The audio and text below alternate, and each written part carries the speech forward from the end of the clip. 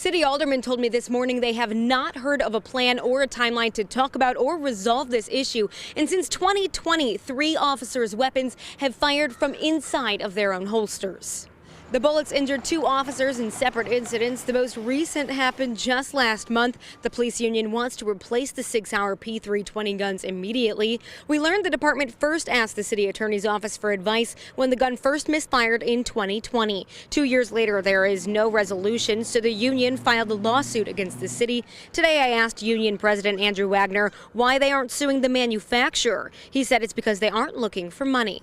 For us, it's the city that has the control over the firearms that our officers carry, and so that's where the lawsuit went. Should the city look into suing the manufacturer? Yes, they should. If the city is out monetary value and they're out and they believe there's, like we do, an issue with the firearms that's malfunctioning, then they should definitely look at suing the manufacturer.